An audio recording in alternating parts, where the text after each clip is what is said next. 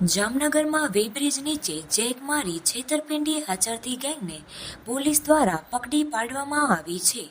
Dared પીજીવીસીએલના store રૂમમાંથી scrap લઈ જતા સમયે કૌભાંડ આચરવામાં આવ્યું હતું.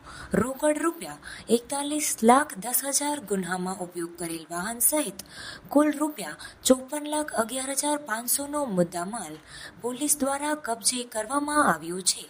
એલ્યુમિનિયમનો ભંગાર લઈ તેને વેબ્રિજ પર કોન્ટ્રાક્ટર પેઢી દ્વારા ખોટો વજન દર્શાવવામાં આવતો હતો.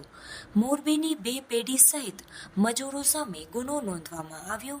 વીજતંત્રની ચકાસણી બાદ આ સમગ્ર કૌભાંડ ધ્યાનમાં આવ્યું હતું. પોલીસે સીસીટીવીના આધારે આરોપીને દબોચી આગળની કાર્યવાહી હાથ ધરી છે.